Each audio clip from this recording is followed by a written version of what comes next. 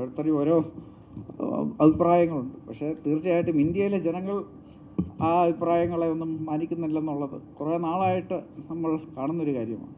ഇപ്പോൾ 2024 ഇന്ത്യയുടെ ചരിത്രത്തിലെ വെറും രണ്ടാമത്തെ പ്രാവശ്യമാണ് ഒരു പ്രധാനമന്ത്രിയുടെ നേതൃത്വത്തിൽ മൂന്നാമത്തെ ഒരു സർക്കാർ വരുന്നത്. ഇന്ന് 30 സംസ്ഥാനങ്ങളിൽ 21 സംസ്ഥാനം NDA ഭരിക്കുന്ന സംസ്ഥാനങ്ങളാണ്. അതിൽ 15 ഭാരതീയ ജനതാ പാർട്ടി ഒറ്റയ്ക്ക് ഭരിക്കുന്ന സംസ്ഥാനങ്ങളാണ്. ഇപ്പം ഇതിൻ്റെയൊക്കെ അർത്ഥം ഇന്ന് ഇന്ത്യയിലെ ജനങ്ങൾക്ക് ശ്രീ നരേന്ദ്രമോദിജിയിലും ഭാരതീയ ജനതാ പാർട്ടിയിലും ഒരുപാട് വിശ്വാസമുണ്ട്. കേരളത്തിലും ഈ പാർട്ടി വളർന്നുകൊണ്ട് തന്നെ ഇരിക്കുകയാണ്. 2009 വെറും 5% ഒരു പാർട്ടി ഇന്ന് ഏകദേശം 20% വോട്ട് ഷെയർ ഉള്ളൊരു പാർട്ടിയായി ലോക്സഭാ തെരഞ്ഞെടുപ്പിൽ മാറി. അതിൻ്റെ അർത്ഥം എല്ലായിടത്തും ഈ പാർട്ടി വളരുന്നുണ്ട്. എല്ലാവർക്കും മോദിജിയിൽ വളരെ വിശ്വാസമുണ്ട്. അത് കാരണം അതല്ലാത്ത അഭിപ്രായം ഉള്ളവരുമുണ്ട്. പക്ഷേ അതൊന്ന് ജനങ്ങൾ തിരസ്കരിക്കുന്ന അഭിപ്രായങ്ങളാണ്. കേരളത്തിലെ എല്ലാ കുടുംബത്തിൽ നിന്നും വോട്ട് കിട്ടുമെന്ന് തന്നെയാണ് നമ്മുടെ വിശ്വാസം.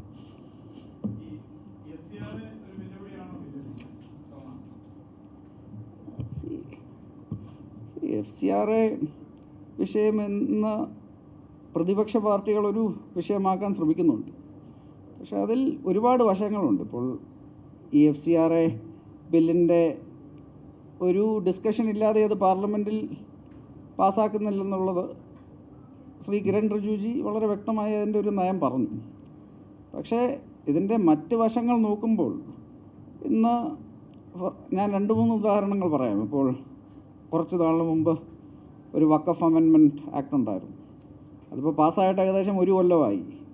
പക്ഷേ ആ വഖഫ് അമെൻമെൻറ്റ് ആക്ട് കൊണ്ടുവന്നപ്പോൾ ഇതേ പ്രതിപക്ഷം തന്നെ പറഞ്ഞിരുന്നു ഒരു സമുദായത്തിൻ്റെ ലാൻഡ് മുഴുവൻ കൊണ്ടുപോകാനുള്ളൊരു ആക്ടാണെന്നൊക്കെ. പക്ഷേ അത് കാരണം ഇന്ത്യയിലുള്ള ഒരാളുടെയും ഒരു ലാൻഡും പോയിട്ടില്ല.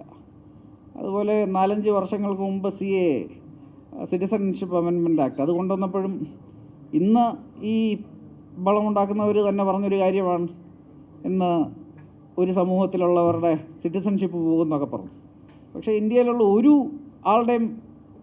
ഒരു പൗരൻ്റെയും സിറ്റിസൺഷിപ്പ് ഒന്നും പോയിട്ടില്ല.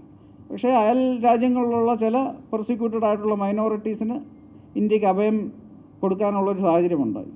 അതുപോലെ ഈ FCRA ആക്ട് കൊണ്ടുവന്നതും അതിൻ്റെതായ കാരണങ്ങളുണ്ട്. ഇപ്പോൾ ഇന്ത്യയിൽ ഒരുപാട് NGOകൾ പ്രവർത്തിക്കുന്നുണ്ട്. അതിൽ ഒരുപാട് പേർ നല്ല കാര്യങ്ങൾ തന്നെയാണ് ചെയ്യുന്നത്.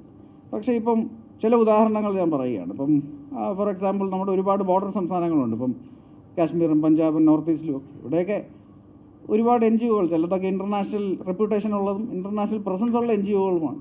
പക്ഷേ അവർ ഫോറിൻ ഫണ്ട് വാങ്ങിക്കുന്നു. പക്ഷേ അവർ പറയുന്ന കാര്യങ്ങളല്ല അതിനുപയോഗിക്കുന്നത്. അതിന് ഒരുപാട് നാഷണൽ സെക്യൂരിറ്റി കൺസേൺസ് ഉണ്ട്. അതുപോലെ തന്നെ ഇതിനൊരുപാട് ദേശവിരുദ്ധമായ പല കാര്യത്തിലും ഉപയോഗിക്കുന്നവരുണ്ട്.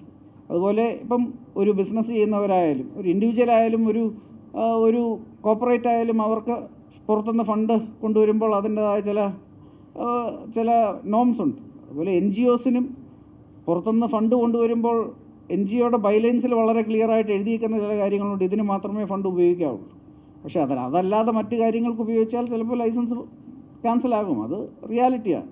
പക്ഷേ ഇതെല്ലാം പല കാരണങ്ങൾ കണ്ടുകൊണ്ട് ഇതൊരു ലോ ആൻഡ് ഓർഡർ അല്ലെങ്കിൽ ഒരു സെക്യൂരിറ്റി കൺസേൺ കാരണം കൊണ്ടുവന്ന ഒരു ബില്ലാണ്. അല്ലാതെ ഇത് ഏതെങ്കിലും ഒരു മതത്തിനെതിരെയോ ഇത് ഒരു മതത്തിനെ അല്ലെങ്കിൽ മതങ്ങളെ ടാർഗറ്റ് ചെയ്യാനോ ഒന്നും കൊണ്ടുവന്ന ഒരു ബില്ലേ അല്ല. ഇതിന് മറ്റ് കൺസേൺസ് ആണുള്ളത്. പക്ഷേ ഇന്ന് കേരളത്തിൽ തെരഞ്ഞെടുപ്പ് വരുന്നത് കാരണം ഇന്ന് പണ്ട് ഈ സിറ്റിസൺഷിപ്പ് അമെൻമെൻറ്റ് ആക്ടിനെ കുറിച്ച് പറഞ്ഞ വിവാദമുണ്ടാക്കാൻ ശ്രമിച്ചവർ, അതുപോലെ വഖഫ് അമെൻമെൻറ്റ് ബില്ലിനെ കുറിച്ച് വിവാദമുണ്ടാക്കാൻ ശ്രമിച്ച അതേ പ്രതിപക്ഷം ഇന്ന് ജനങ്ങളെ തെറ്റിദ്ധരിപ്പിക്കാനെന്ന് ചെയ്യുന്ന ഓരോ കാര്യങ്ങളാണെന്ന് നമ്മൾ കണ്ടുകൊണ്ടിരിക്കുന്നത്.